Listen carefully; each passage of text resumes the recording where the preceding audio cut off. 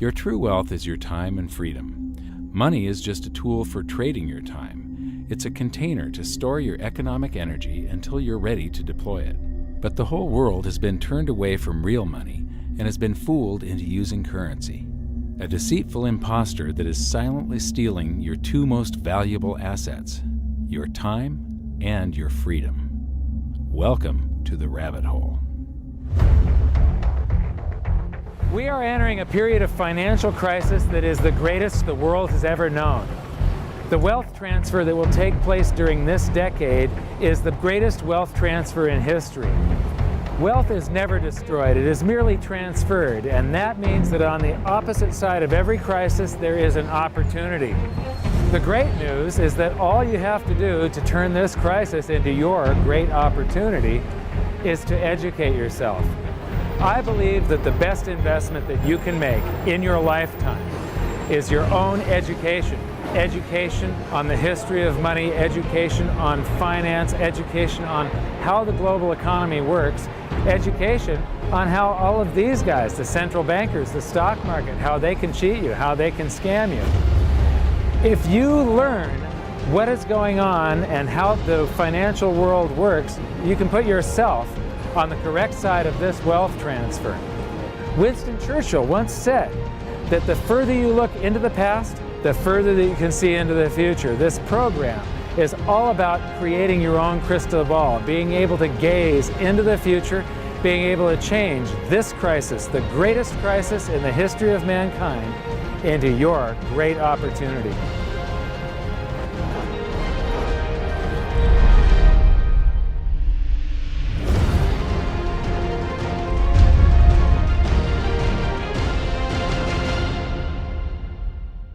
The hidden secrets of money, some of them are hidden in plain sight. They're like right in front of you. The way the monetary system works is something that isn't actually hidden away from all of us. It's out in the open, but it's complex and people just they can't see how it works. It's hard for them to imagine that we're living in such a hoax. Others are meant to be secret, but the truth is slowly coming out, like the Federal Reserve being a private corporation and not really part of the U.S. government. But when I started studying this, what I found was that there was no place that I could point people to where they could get it all in one spot. And so I basically decided to write my book about it and consolidate monetary history, economics, the markets, fundamentals of gold and silver. There's a lot of smoke and mirrors in economics, and I've sort of made it my job to lift the fog for people.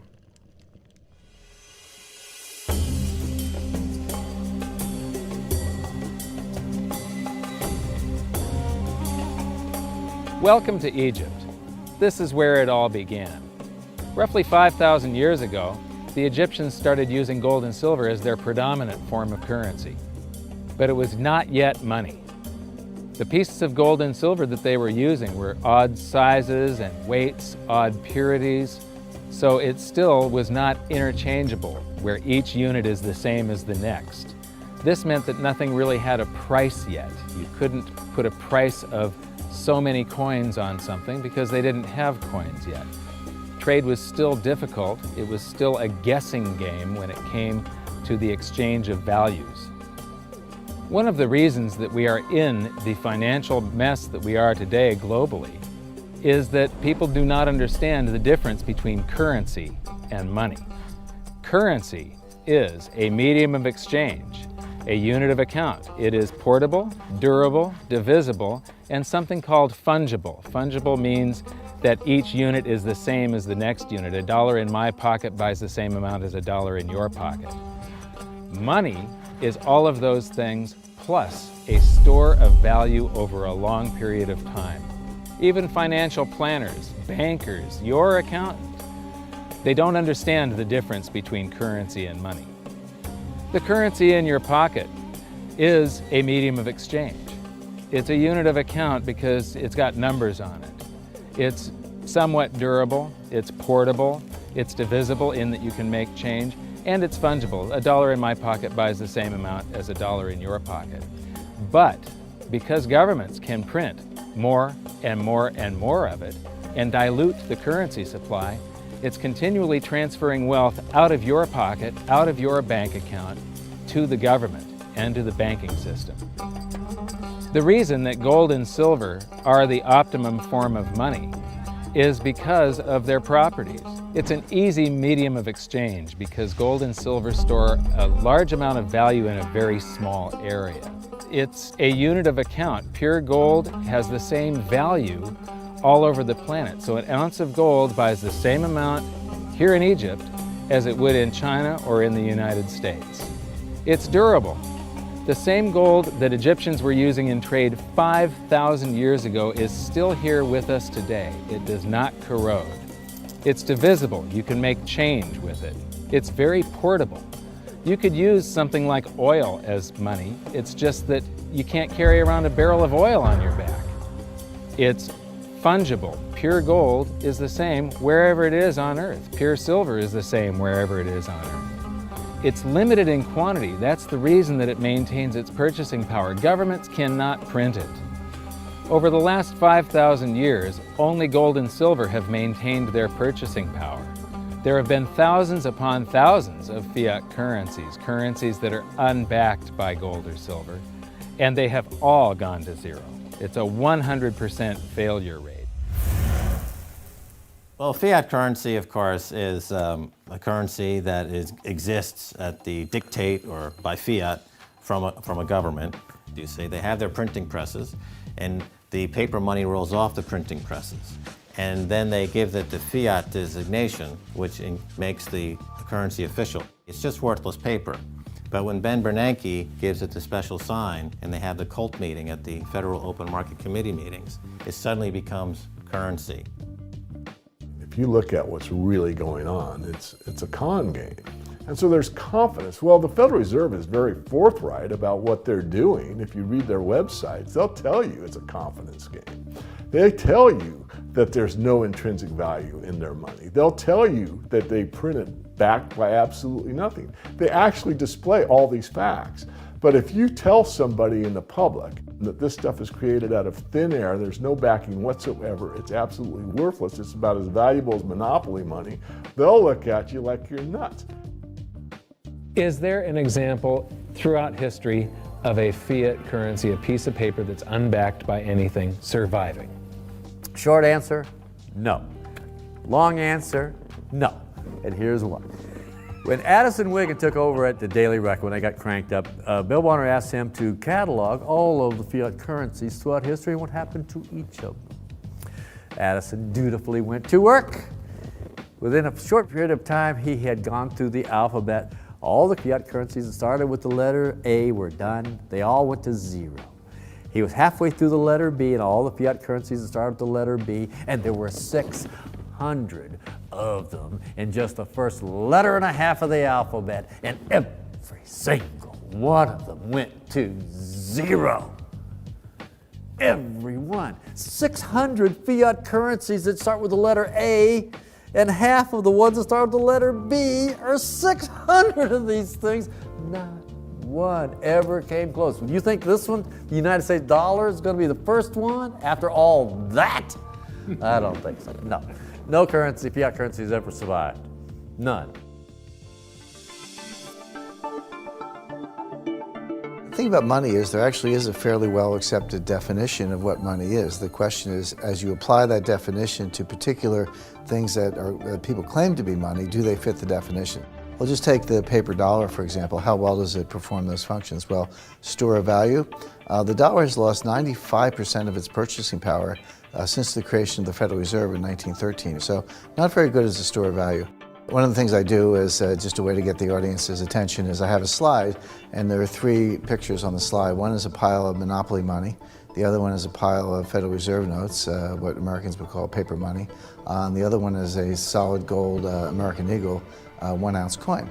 And the title of the slide is, which of these is not like the other? And if you know the show Sesame Street, or you have children who watch it, it's one of the favorite vignettes in Sesame Street. And what it really is a kind of IQ test for 5-year-olds. They're supposed to look at the 3 things and look at characteristics and find the one that's not like the other. Well, I've shown this slide to groups of Ivy League University professors, and I've also shown it to, children, kind of 5 years old, my nieces and nephews and so forth. And when the professors look at it, they say, well, clearly the dollars are not like the others because gold has no role as money, and monopoly money is junk, and the American dollar is a store of value, so that's not like the other. But the children look at it and they say, well, the gold coin is not like the other because the other two are just piles of paper and the gold coin is clearly something different. So my question to the audience is, who's smarter, a 5-year-old or an Ivy League professor? Before World War I, each note that a treasury issued would say that there have been deposited with the United States Treasury $20 in gold coin payable to the bearer upon demand. The money was in the vault. The currency was a note they gave you that was a claim check, only a claim check on the money, the same as if you go to the dry cleaners and you give them your shirt and they give you a claim check for your shirt. The value is that shirt at the dry cleaners, not the piece of paper that says that you own that shirt. So our currency that circulated was the paper US dollars, and they were claim checks on money. The next hidden secret is the difference between currency and money. Money must be a store of value and maintain its purchasing power over long periods of time. As we progress through this series, you'll learn that national currencies are really a tool used by the government and the financial sector to leech away your time and your freedom by stealing your purchasing power. So rather than storing your economic energy, currencies leak. Now compare that to the gold and silver the Egyptians were using.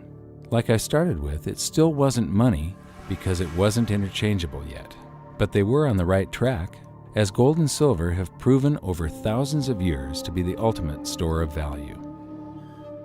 Gold is only formed when a star explodes, a supernova, and it stays around forever. This is one of the properties that make it the ultimate money.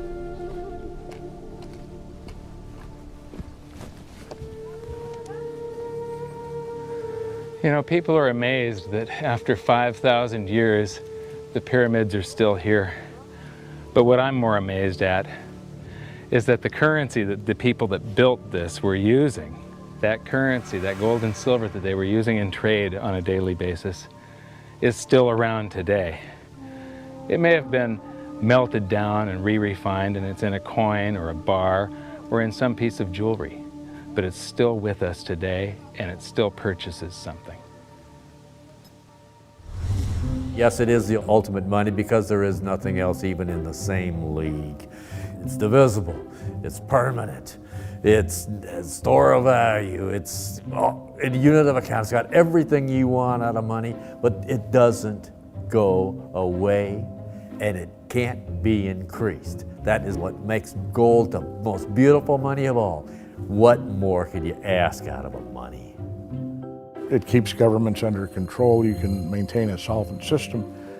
Governments don't like gold at present because they're getting away with the fiat currencies, and they'll do everything they can to discredit it as an asset class. I mean, my goodness, gold has outperformed the Dow Jones Industrial Average in each of the last 7 years, yet it's not considered a legitimate asset class.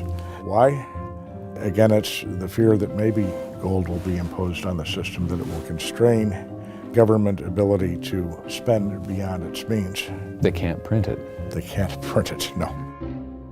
The proper definition of inflation, I use Milton Friedman's definition. Inflation is an expansion of the currency supply. Deflation is a contraction of the currency supply. If you expand the currency supply, eventually prices will rise. And if you contract the currency supply, eventually prices will fall. This is a pool, but it's not a pool of water. This is the currency pool. And these are prices. And if you expand the currency supply, prices like a sponge in water have to rise to suck up the excess currency. Governments never stop printing more currency and adding currency to circulation. Therefore, prices keep on going up, not because the stuff that you're trying to buy is changing. The real estate doesn't change. What has changed is the currency purchases less and less. It's the currency going down, not prices going up. The truth is, what we have that makes our world work right now is a big story. None of it's real. It's all just promises. And if you think about it, that's how currency began to work in the beginning. You know, before we had currency, we had barter. I'll give you 3 coconuts and you give me 4 fish, because that's kind of a fair exchange on coconuts to fish. But that got complicated, so we had to invent this thing called money to be a divisible, portable medium of exchange. And the challenge is that we lost that a long time ago when we lost having things of value be our currency. And now we have this thing called numbers and accounts. But trust me, it is not real. It's a big made-up story. One of the biggest make-believe stories ever is called quantitative easing, which sounds complex, but it's really just a smoke and mirrors term for currency creation. QE started with the banking bailouts back in 2009. This currency was created out of thin air and then given to the banks, who paid themselves record bonuses in reward for crashing the world economy. This is a global phenomenon, but all you have to remember for now is that whether it's QE bailouts or stimulus programs, these are all just voodoo, hocus-pocus terms for increased currency creation. I believe gold and silver will reassert themselves as money. And when they do, there just isn't enough. And their purchasing power is going to go up many, many, many times. Egypt is an amazing place. There's a franticness about it, and utter chaos, especially like the traffic. But when it comes to like all of the merchants that are trying to get every last dime out of you, you get fleeced to the point where you come back with an empty wallet. But you know what? They're amateurs compared to Wall Street.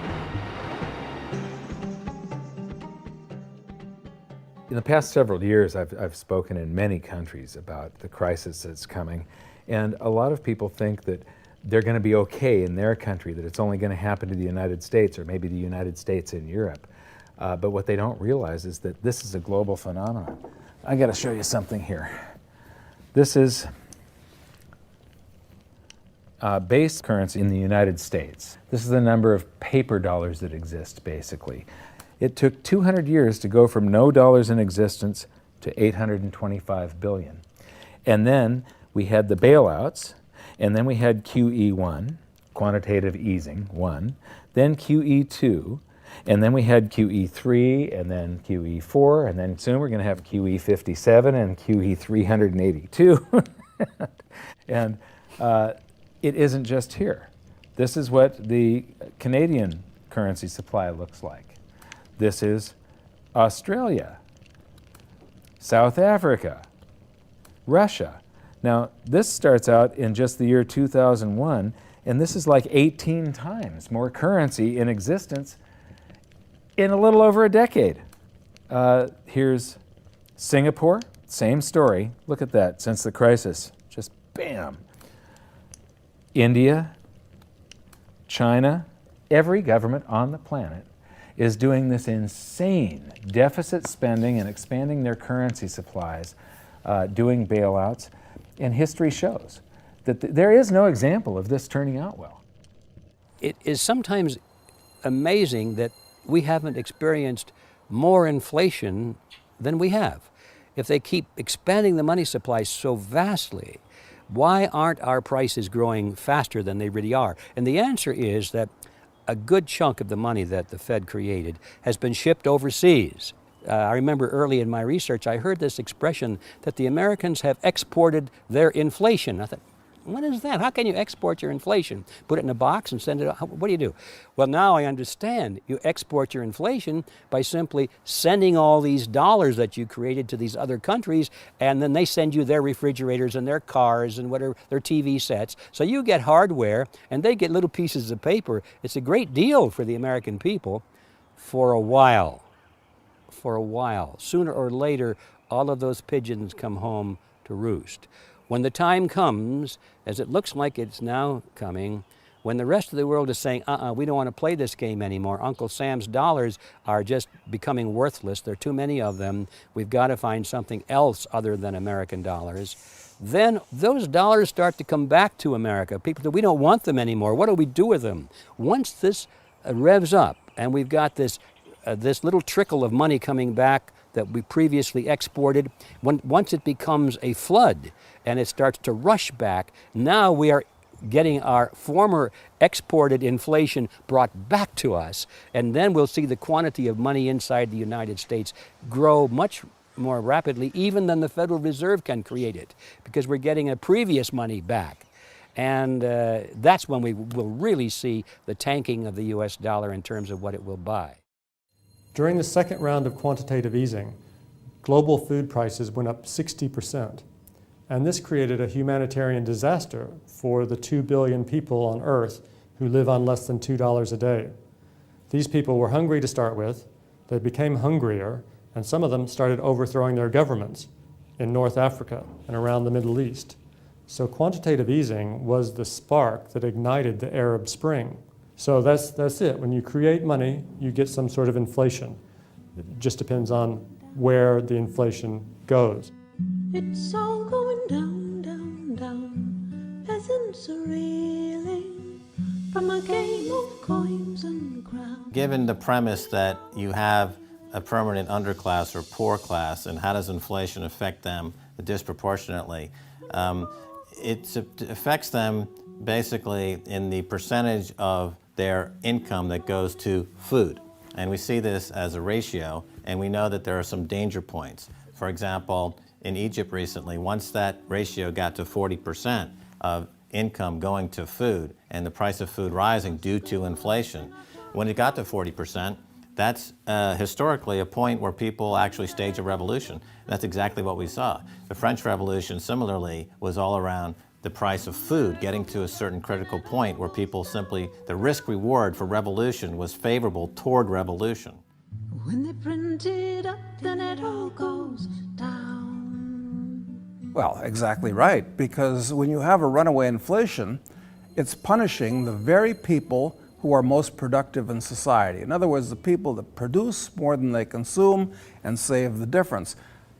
The problem is that those productive people, the savers, save in their national currency. And unfortunately, the national currency is just a fiat piece of paper at this point. So when it's destroyed through runaway inflation, that $100,000 that you were hoping to retire on doesn't exist. And the things that you were going to buy with it and provide for others don't exist either. Now what are you going to do? So that all seems pretty scary. However, this is going to happen, and you can only play the hand that you're dealt. But the great news is that gold and silver always end up doing an accounting of the expansion of the currency supplies. Basically, the will of the public and the free markets. When governments do this kind of stuff to their currency supply, they debase it. Eventually it comes back in inflation. People sense the loss of their purchasing power. They rush back to gold and silver, and they bid the value of the gold and silver up in the country until it meets or exceeds the value of all the currency in circulation. This is a process that's been going on over and over again throughout history, except this time it's happening on a global scale. It has never before happened in all countries at once. And that means that this is the greatest wealth transfer in history. Therefore, it's the greatest opportunity in history, and it's not going to happen again in your lifetime. So now we've learned that your true wealth is your time and your freedom. Money is a trading tool that stores the economic energy that is your time and freedom, whereas currencies leak them away. Gold and silver are the ultimate money simply because of their properties. Fiat currencies are based solely on confidence and always return to their intrinsic value of zero. Governments don't like gold because it imposes restraint. Rising prices are a symptom of an expanding currency supply, and gold and silver always account for an expanding currency supply. So that's it for this episode. Join me next time as we begin to investigate how monetary history just repeats and repeats, and how gold and silver always win the battle between currency and money. Until then, my challenge to you is to stop calling currency money. It's a crucial first step towards setting your mind free of all this economic voodoo and changing your context. You can learn more by watching the bonus features on our website, and if you have any questions, you can post them there, and we'll answer some of your questions in future bonus features. So good luck, thanks for watching, and we'll see you next time.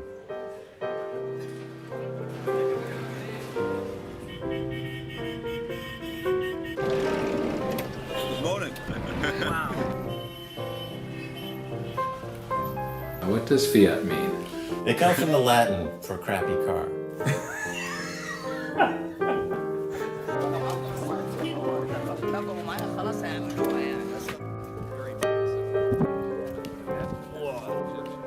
In the desert in a suit. My camel died.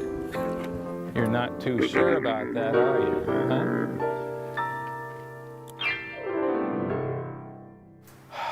I am ready for a good long nap. Hi, welcome to this bonus feature for the very first episode of Hidden Secrets of Money. And this is currency versus money. So that's the major topic that